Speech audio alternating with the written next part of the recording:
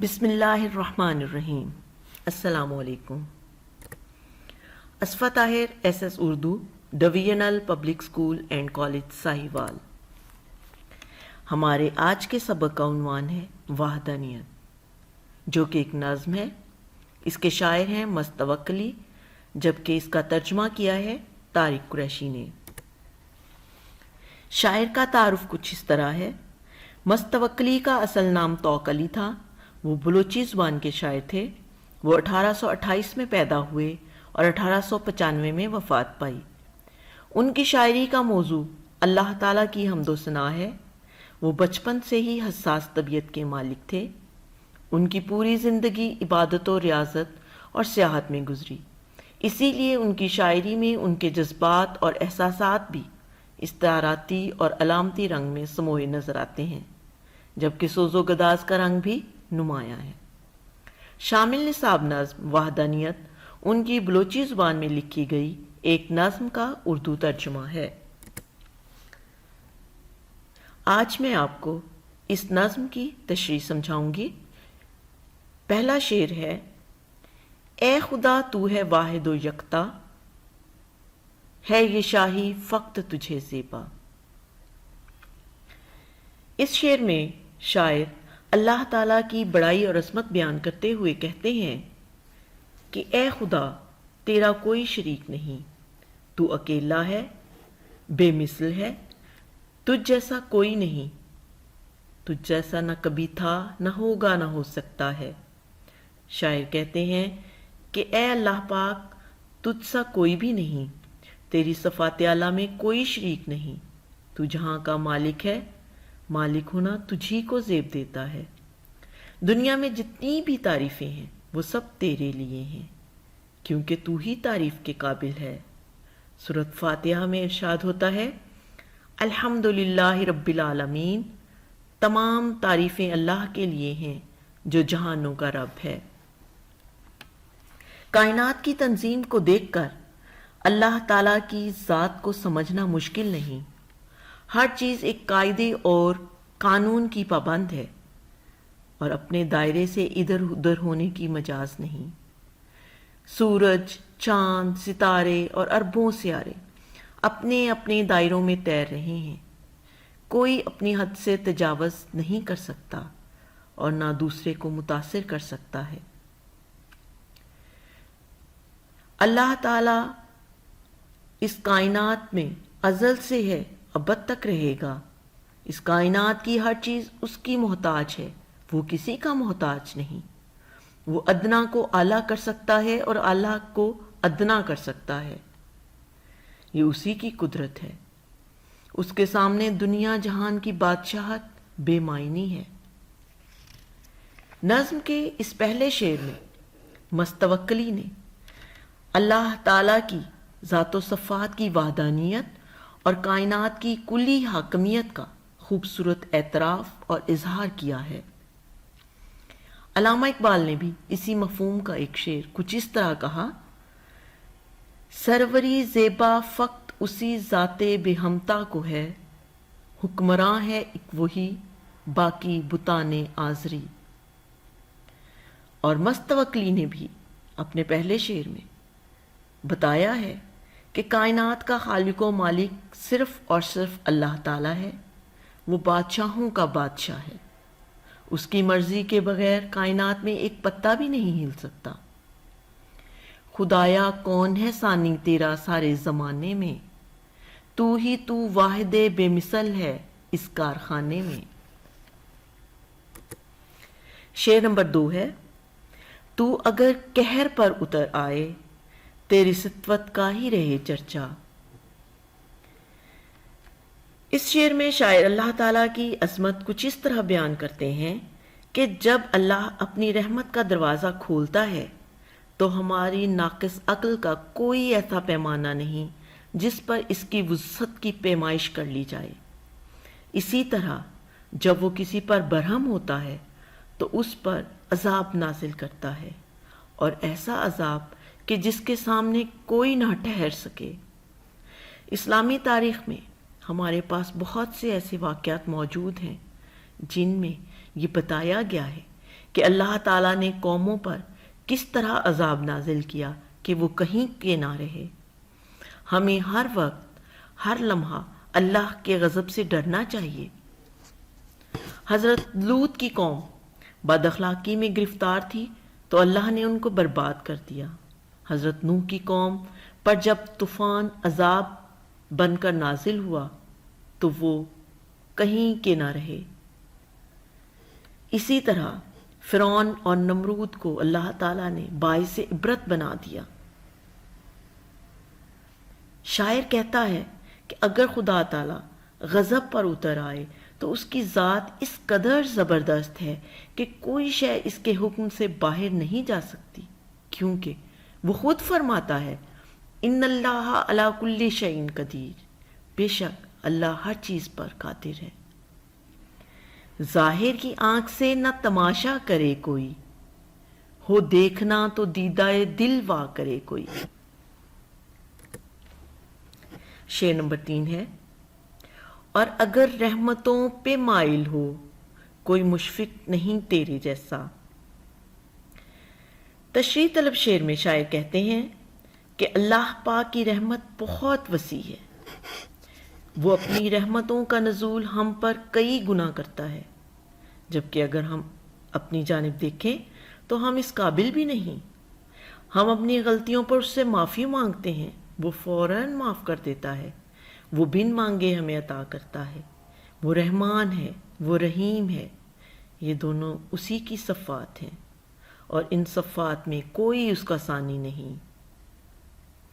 بقول شاعر، ارض و سما کہاں تیری وسعت کو پا سکے، میرا ہی دل ہے وہ کہ جہاں تو سما سکے۔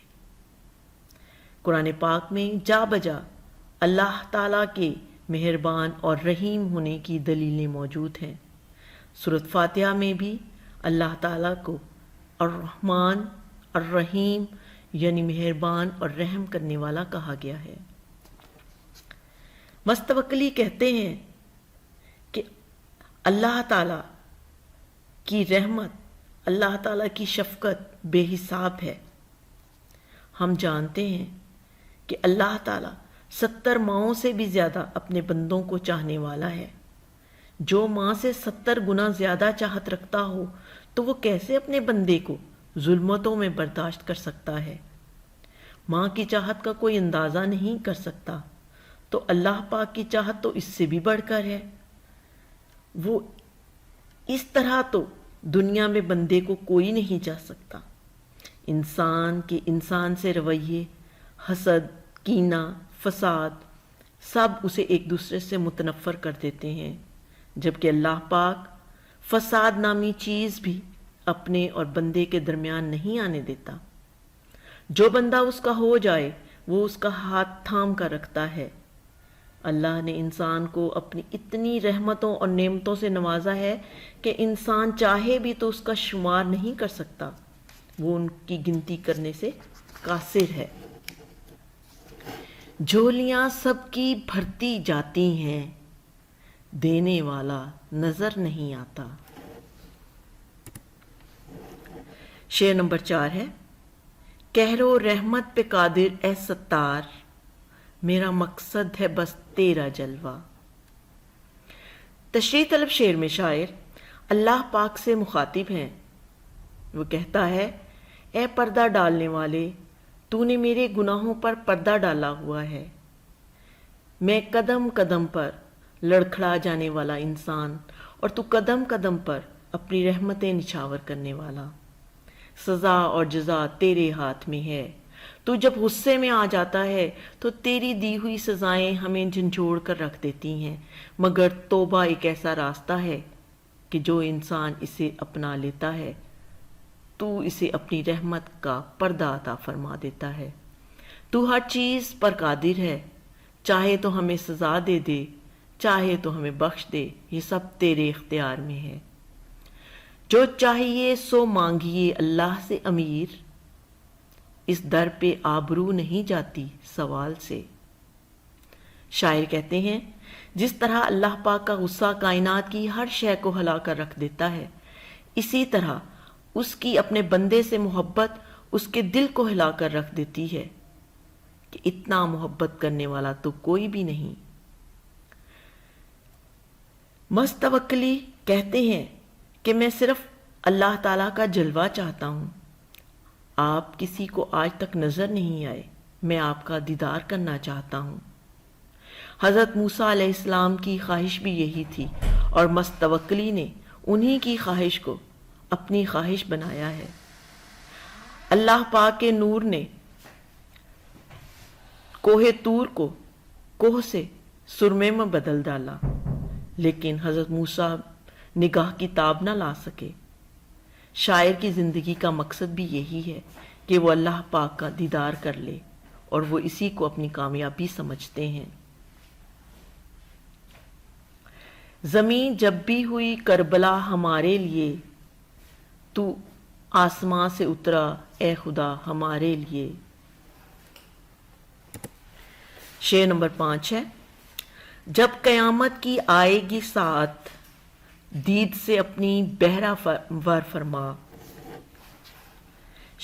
تشریح طلب شعر میں شاعر کہتے ہیں کہ جب سور پھونکا جائے گا، مردے اپنی قبروں سے اٹھ کھڑے ہوں گے، حشر کا میدان ہوگا، ہر طرف افراتفری اور ہلچل کا سما ہوگا، آسمان پھٹ جائے گا، پہاڑ روئی بن جائیں گے، سورج سوا نیزے پر آ جائے گا، گرمی کی شدت بڑھ جائے گی، ہر نفس کو صرف اپنی فکر لاحق ہوگی۔ ایسے میں اللہ پاک کا دیدار ہی ہم انسانوں کے لیے سکون کا باعث ہوگا۔ شاعر کہتے ہیں کہ قیامت کے دن کی ہر گھڑی گزارنا مشکل لگے گی، ماں باپ، بیٹا بیٹی سب ایک دوسرے سے منہ پھیر لیں گے۔ قیامت کا یہ دن 50,000 سال جتنا طویل ہوگا۔ ایسے میں اللہ پاک جس کو اپنا جلوے کا شرف بخشیں گے، وہ اس کی رحمت سے فیض یاب ہو جائے گا۔ اللہ تعالیٰ کے دیدار کی آرزو ہر انسان کی خواہش ہوگی۔ اللہ پاک سے التجا کریں گے کہ اس دن اسے اپنے دیدار سے فیض یاب فرمائے کہ اس کا نصیب جاگ اٹھے۔ خدا سے مانگ جو کچھ مانگتا ہے اے اکبر، یہی وہ در ہے کہ ذلت نہیں سوال کے بعد۔ شعر نمبر 6 ہے، مثل مجنوں کے ہوں جنوں سما، میرا پیکر گناہ میں ہے ڈوبا۔ تشریح طلب شعر میں شاعر کہتے ہیں کہ میں اللہ پاک آپ کے دیدار کی آرزو کرتے کرتے مجنوں کی مانند ہو گیا ہوں۔ وہ عشق مجازی میں گرفتار تھا، صحراؤں بیابانوں کی خاک چاندتا پھرتا تھا، لیلا کی تلاش میں اس نے جنگل تک نہ چھوڑے تھے، اور پھر میں تو تیرے عشق میں مبتلا ہوں۔ اے خدا، میرا عشق تو عشق حقیقی ہے، میں تیرا متلاشی ہوں، تجھے تلاش کرتے کرتے مجھ پر دیوانگی طاری ہو چکی ہے، میں بھی تیری تلاش میں صحراؤں جنگلوں کی خاک چھانوں گا، کہیں تو تیرا دیدار مجھے نصیب ہوگا۔ شاعر کہتے ہیں کہ میرا وجود مکمل طور پر گناہوں کی دلدل میں پھنس چکا ہے، مجھے کہیں کوئی راستہ نظر نہیں آتا کہ جو اس دلدل سے مجھے باہر نکال لے۔ میں عاصی صرف تیری رحمتوں کی طرف ہی دیکھتا ہوں، لہٰذا تو مجھ پر کرم فرما، میں انسان ہوں، خطا کا پتلا ہوں، مجھ سے بھول ہوتی رہتی ہے، مگر تو اعلیٰ صفات کا مالک ہے۔ تو میری خطاؤں کو نہ دیکھ، اپنی عطاؤں کو دیکھ، تیری رحمتوں کا دائرہ بہت وسیع ہے، تو مجھے میرے مطابق نہیں اپنے مطابق عطا کر۔ گناہ گن کے میں کیوں اپنے دل کو چھوٹا کروں، سنا ہے تیرے کرم کا کوئی حساب نہیں۔ شعر نمبر 7 ہے، باوجود یہ کہ پر ہوں عصیاں سے، تیری رحمت کا پھر بھی ہے سودا۔ یہ نظم کا آخری شعر ہے، اور اس شعر میں شاعر کہتے ہیں، میں اپنے گناہوں کا کھلے دل سے اعتراف کرتا ہوں، مجھ سے روزمرہ زندگی میں کتنے گناہ سرزد ہو جاتے ہیں، میں کتنے لوگوں کا دل دکھا دیتا ہوں، میں اس سے واقف نہیں، مگر تیری رحمتوں سے نا امید بھی نہیں۔ اگر میں گناہ کرتا ہوں تو مجھے تجھ سے بخشش کی امید بھی ہے۔ میں جیسا بھی ہوں تیرا بندہ ہوں۔ اے خدا، تو نے مجھے اس دنیا میں بھیجا ہے، اچھی بری تقدیر کا مالک تو ہی ہے۔ میں جو غلطیاں کرتا ہوں تو انہیں بخشنے والا ہے۔ شاعر کہتے ہیں، اے اللہ پاک، مجھے تیری رحمت سے امید ہے، کیونکہ میرے گناہ گار ہونے کے باوجود تو میرا رزق بند نہیں کرتا، اپنی نعمتوں کے دروازے میرے لیے کھلے رکھتا ہے۔ کائنات میں کوئی بھی تو ایسا نہیں۔ تیری قدرت، شان و شوکت کو دیکھ کر میں تجھ سے تیری رحمت کا سوال کرتا ہوں۔